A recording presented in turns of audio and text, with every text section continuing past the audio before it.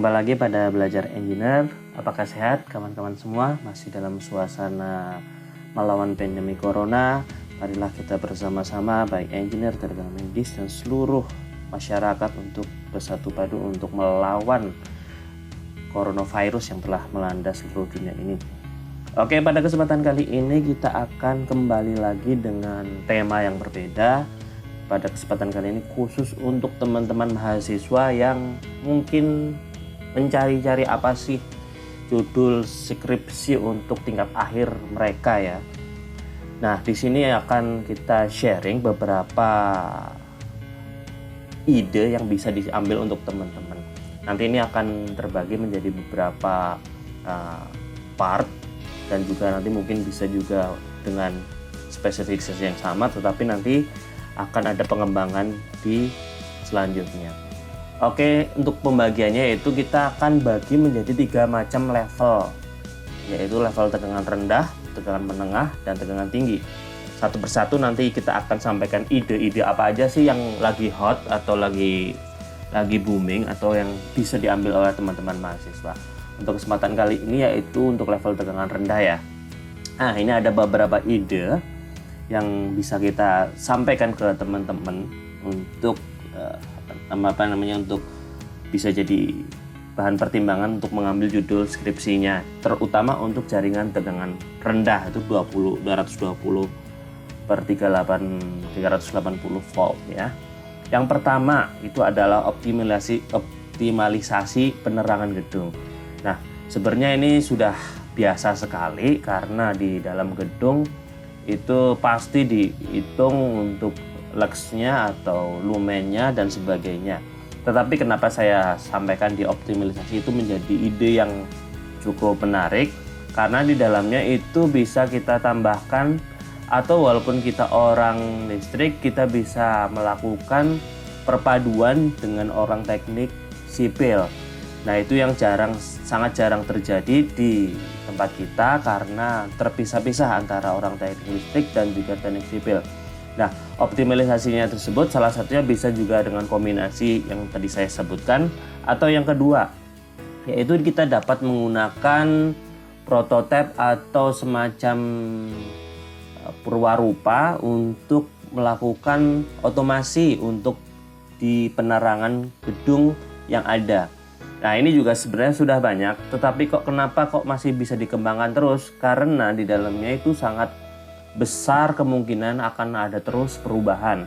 Salah satunya adalah bagaimana kita optimalisasi untuk kebutuhan dari fungsi dari yang akan dilakukan, aktivitas yang dilakukan di dalam ruangan. Yang kedua adalah pengaturan waktu yang ada, jam kerja maksud kami. Terus ruas atau ruang yang ada itu juga bisa dilakukan otomasi dalam penerangan tersebut. Nah, kalau kita bicara tentang otomasi, berarti kita bicara tentang IoT atau Internet of Things.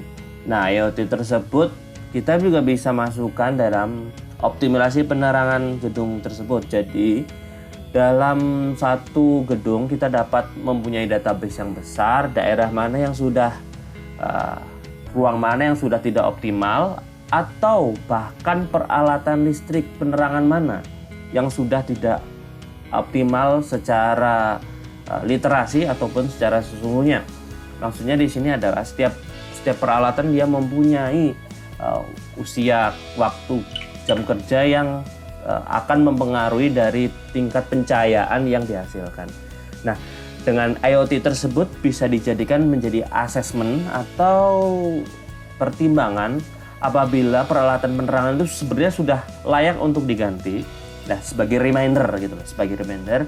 Nah, itu harusnya sudah layak untuk diganti karena sudah tidak mempunyai tingkat pencahayaan yang cukup baik dan efisien, atau juga sudah melebihi dari biaya operasi BEP atau break even point dari suatu peralatan tersebut. Itu juga bisa.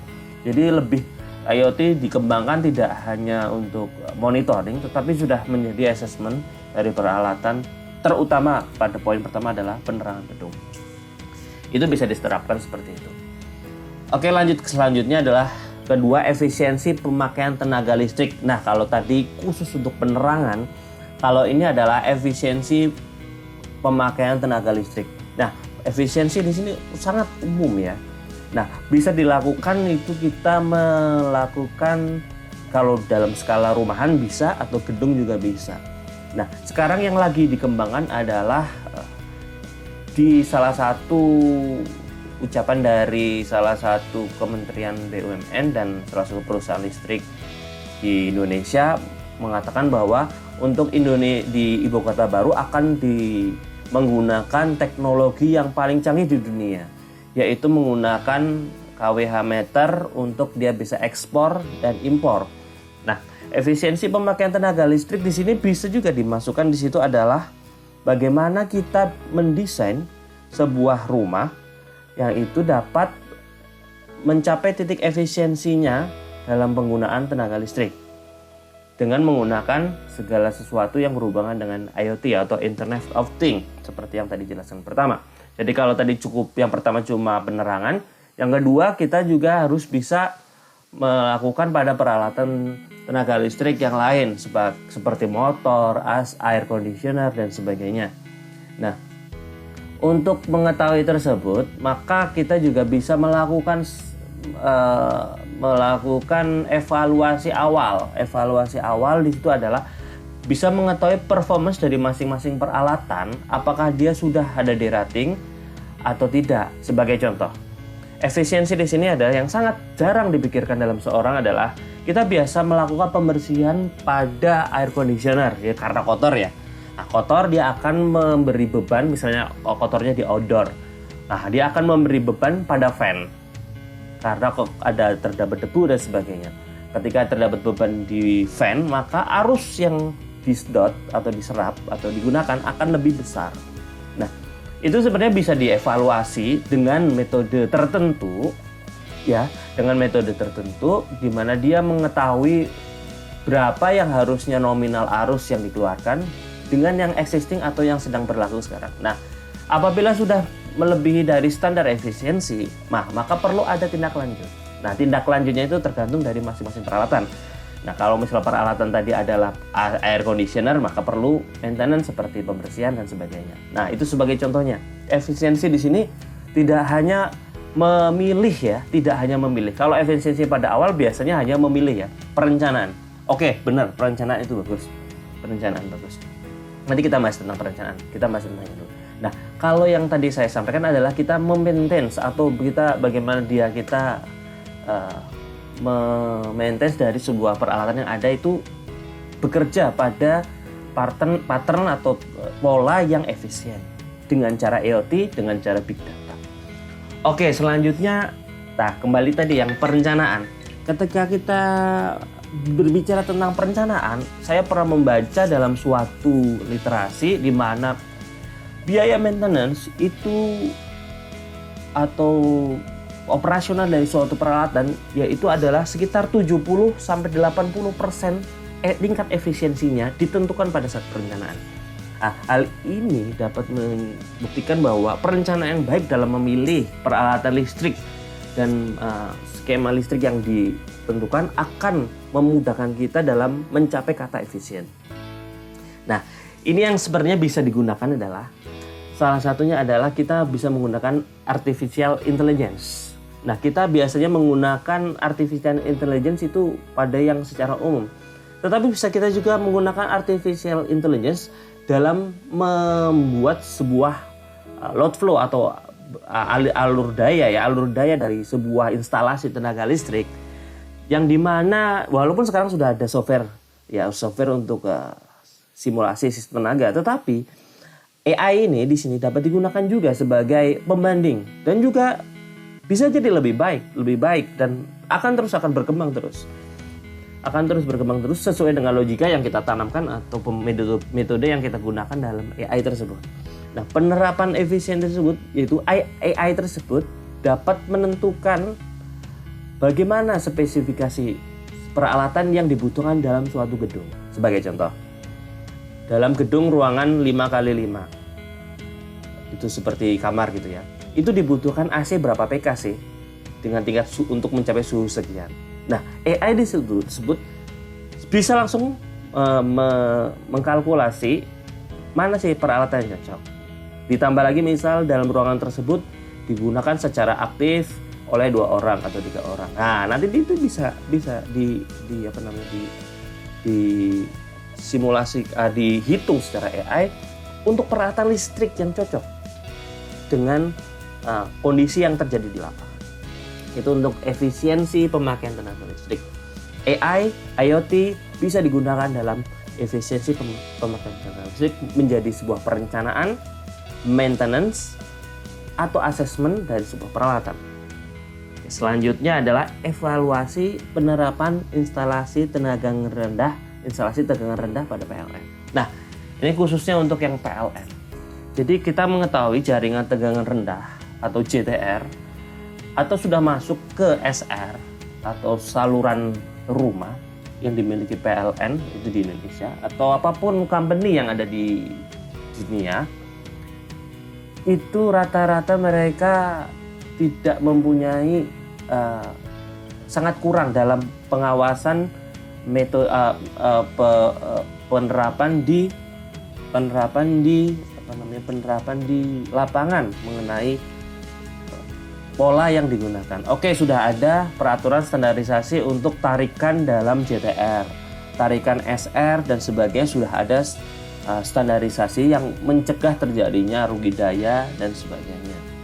Tetapi yang sedang kita hadapi adalah yang seperti saya sampaikan di awal, bahwa kita akan menghadapi era 4.0 di mana instalasi tegangan rendah ini yang akan dipikirkan atau harus mulai dipikirkan untuk mendapatkan sebuah optimalisasi dalam instalasi tegangan rendah yang dimiliki oleh perusahaan listrik.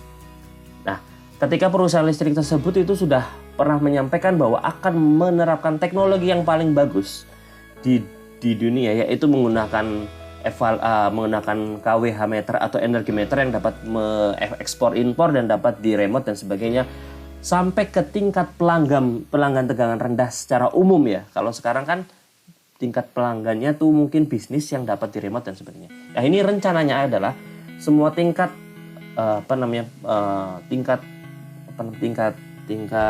sama semua pelanggan itu dipasang KWH meter yang energi meter yang cukup canggih. Nah, ini juga kita dapat mengambil suatu studi untuk bagaimana apakah itu relevan, apakah itu kurang relevan, atau kita dapat membeli solusi lain untuk misalnya dengan satu tujuan, untuk mengurangi susut. Nah, susut kita harus tahu. Oke, di perusahaan listrik ada yang menyampaikan susut per gardu. Jadi dalam gardu listrik, dalam satu trafo itu kita dihitung satu gardu. Tetapi kan gimana? Kadang di situ juga susah. Kita juga tidak mempunyai alat pengukur di gardu yang ada, di setiap gardu yang ada. Jadi alat ukur hanya ada di pelanggan. Nah, kita mungkin bisa menyampaikan bagaimana nih cara evaluasi yang lebih tepat untuk menangani susut di jaringan tegangan rendah. Apakah perlu kita melakukan perubahan skema seperti pemasangan energi meter pembanding di masing-masing gardu distribusi, di gardu cantol di trafo distribusi, ataukah seperti tadi untuk pemasangan energi meter yang lebih canggih dan kita evaluasi di setiap tersebut. Nah, studi tersebut harus bisa dilakukan untuk mencapai tidak hanya sebagai angan-angan, tetapi juga sudah mencapai tingkat kajian kelayakan dari sebuah ide yang sudah disampaikan. Itu dapat digunakan juga sebagai ide dari skripsi yang ada. Itu untuk jaringan tegangan rendah ya, JTR di PLN, yang bisa diterapkan di dalam pemilihan ide dalam skripsi. Selanjutnya ada juga 4 smart electricity untuk rumah, gedung, dan lain-lain. Nah, hampir sama seperti 1, 2. Untuk yang nomor 4, smart electricity. Tetapi khusus untuk smart electricity, di sini lebih ke peralatannya. Jadi purwarupa. Kalau tadi yang nomor 1 atau 2 itu lebih di back desk atau di mejanya. Kalau nomor 4 ini bisa kita juga melakukan sebuah membuat sebuah prarupa prototipe atau sudah layak, jangan hanya sampai prototipe.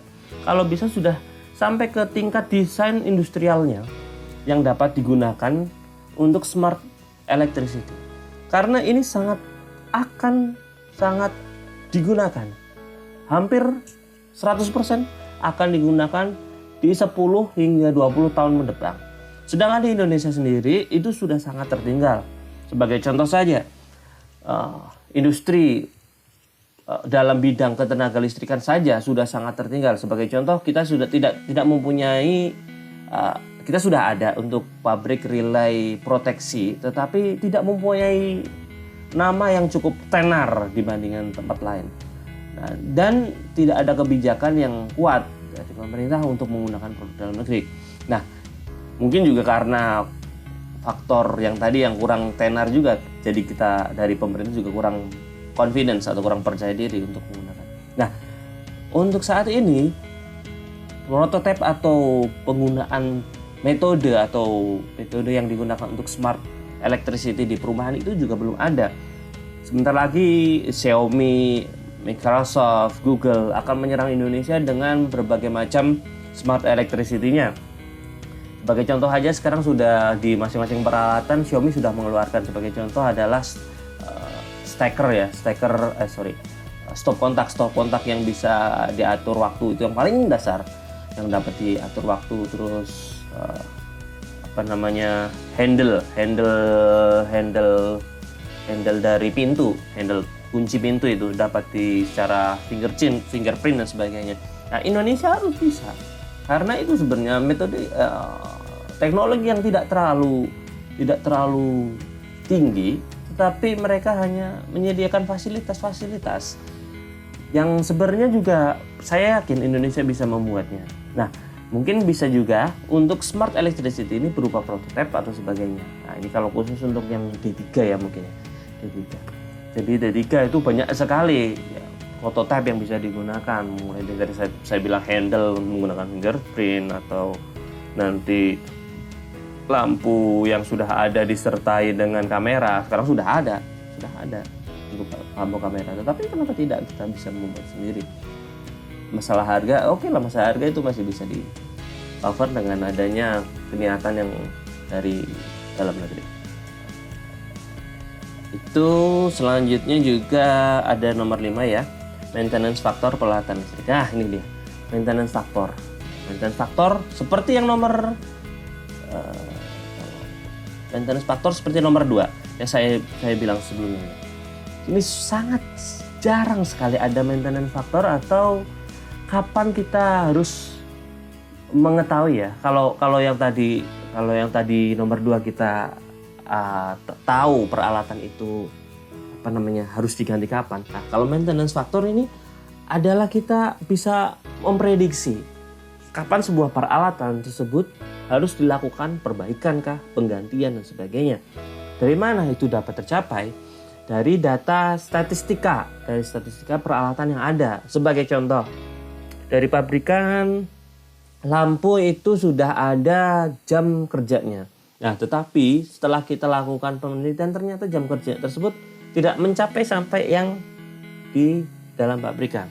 Nah, apakah ada faktor-faktor yang mempengaruhi? Nah, kita bisa melakukan percobaan untuk faktor menggunakan variabel yang terbukanya. Variabel terikatnya ya sama. Mungkin lampu 5 watt. Variabel terbukanya, nah nanti kita berubah macam-macam. Nah, di Indonesia ini sangat banyak yang terjadi yang bisa dilakukan untuk mendapatkan variabel terikat. Salah satunya adalah lingkungan. Kita mengetahui kelembapan suhu itu akan mempengaruhi dari peralatan listrik yang kita gunakan. Itu yang pertama, bisa dari lingkungan. Yang kedua adalah dari elektrisitas. Nah, elektrisitas tersebut kita mengetahui bahwa di Indonesia itu tegangan operasional yang dari PLN itu kadang-kadang naik, kadang-kadang turun. Kalau stabil terus itu sangat jarang. Di seluruh dunia pun seperti itu. Nah, itu kita membuat sebuah range atau sebuah batasan ketika dia di tegangan sekian, dia mampu berapa di tegangan sekian, di atas tegangan sekian dan di bawah tegangan sekian itu sama berapa.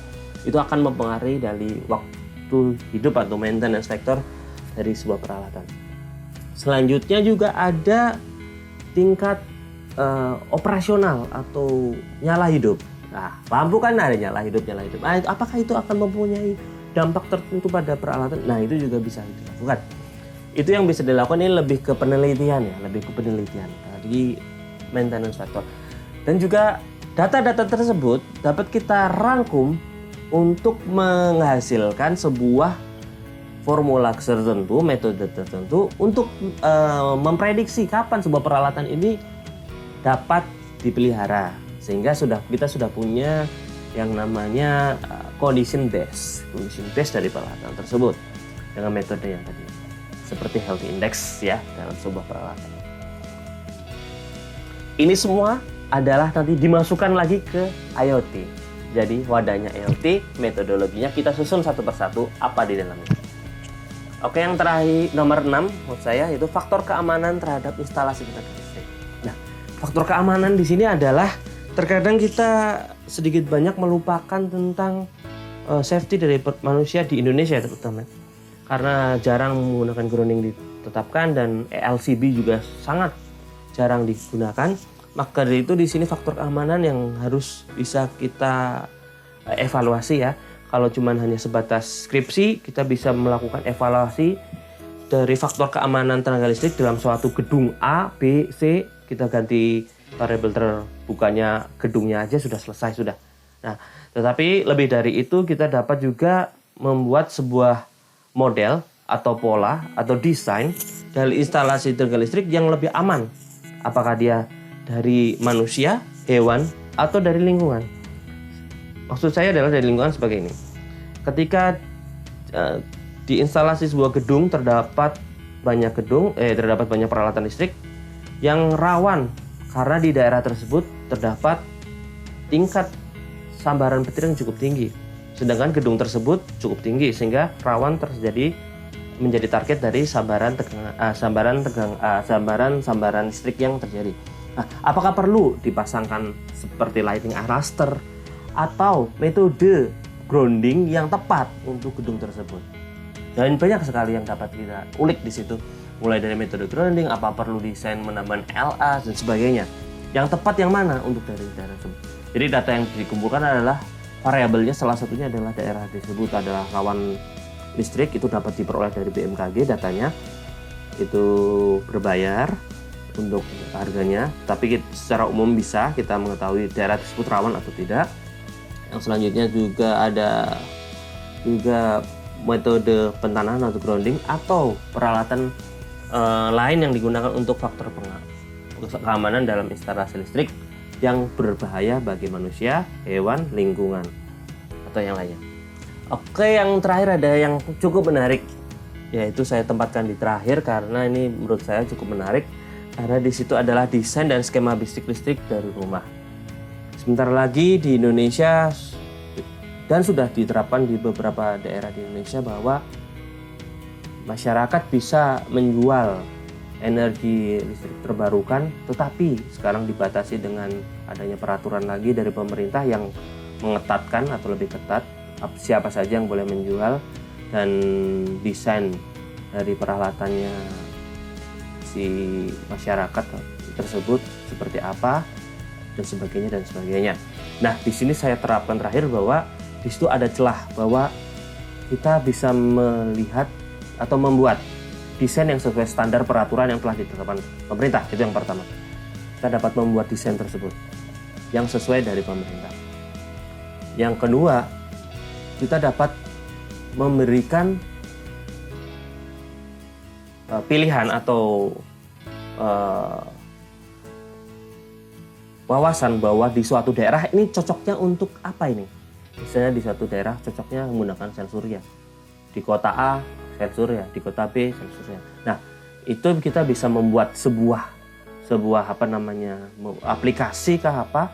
Di situ apabila orang nanti kepingin memasang EBT di situ dengan membuka aplikasi itu, oh cocoknya seperti ini, desainnya seperti ini, pola jual belinya seperti ini. Itu bisa. Jadi udah sebuah wadahnya Jadi masyarakat umum kepingin melakukan pemasangan EBT di rumahnya itu sudah tahu. Mulai dari perencanaan sampai budgeting dia sudah tahu dengan daya yang dia tentukan sendiri. Nah, di situ juga kita bisa sampaikan suppliernya. Di situ jadi sebuah marketplace jatuhnya ya. Mulai dari konsultasi hingga ke jual beli juga bisa. Ini tidak hanya sebuah ide untuk skripsi, tetapi bisa juga menjadi ide untuk bisnis yang beneran yang bisa dilakukan. Tapi di situ ya perlu pengembangan dari aplikasi yang ada. Itu yang kedua, itu yang selanjutnya untuk desain, untuk skema bisnis. Nah, skema bisnis ini juga cukup menarik karena skema bisnis ini harusnya sebagai masyarakat, dalam satu masyarakat, apabila kita paham bahwa apabila kita kekurangan budgeting dalam menggunakan pemasangan EBT, kita dapat menggunakan crowdfunding atau urunan dalam misal satu RT atau satu dasawisma atau sebagainya. Itu membuat suatu EBT yang digunakan di masyarakat terbatas tersebut, sisanya akan dijual. Ya kan? Ini sudah dilakukan di daerah Bali, di mana dia crowdfunding untuk menerapkan EBT. Ini sangat menarik karena di Indonesia sudah ada tetapi cukup jarang dan peraturannya masih fluid atau masih terus berubah, masih cair. Sedangkan di luar negeri sudah banyak diterapkan mulai dari Jerman sampai sebagainya, dan setelah terjadi perubahan skema bisnis jual beli di titik masyarakat tersebut akan menimbulkan beberapa macam permasalahan. Salah satunya adalah tegangan di jaringan tegangan rendah, sehingga di Jerman itu sekarang sudah mulai ada namanya on-load tap changer untuk di gardu distribusi tegangan menengah menuju tegangan rendah. Jadi yang tadinya on-load tap changer hanya di tegangan tinggi ke tegangan rendah, tetapi di distribusi juga sudah mulai menerapkan seperti tersebut, sehingga untuk menjaga kestabilan dari tegangan dan juga pembatasan dari arus yang melewati dari trafo tersebut, karena kapasitas trafo harus dipantau terus. Nanti jangan-jangan trafonya dalam kondisi overload, impor atau sebagainya, impor atau ekspor. Kalau ekspor kan pasti dibatasin karena dalam pemasangan oleh perusahaan listrik sudah tahu ini overload apa enggak. Tapi kalau impor ya itu yang jangan-jangan yang di bawah nanti lebih banyak atau seperti apa, karena kurangnya controller dari masing-masing masyarakat. Itu selalu sangat terus dikembangkan dan pasti akan terus dikembangkan dengan metode yang macam-macam. Metode monitoringnya mulai dari mungkin karena letaknya di satelit atau di titik-titik yang jauh dan banyak, bisa menggunakan GSM dan sebagainya, itu pasti sangat berkembang untuk IoT-nya dalam monitoringnya. Karena disinilah salah satu yang cukup menarik untuk desain dan skema bisnis listrik dari rumah. Dan semua ini, nomor 7 ini adalah cangkupan dari nomor 1 sampai 6. Jadi semuanya itu masuk di nomor 7. Mungkin itu aja yang dapat bisa kami sampaikan. Kita kembali lagi di pembahasan berikutnya untuk tegangan menengah atau tegangan tinggi dahulu, nanti kita lihat ya. Dan suatu saat nanti apabila kita balik lagi ke tegangan rendah, tidak apa-apa. Apabila kita ada ide, kita akan sampaikan. Semoga bermanfaat. Apabila ada pertanyaan, silahkan di komentar. Terima kasih atas perhatiannya. Sampai jumpa di materi berikutnya.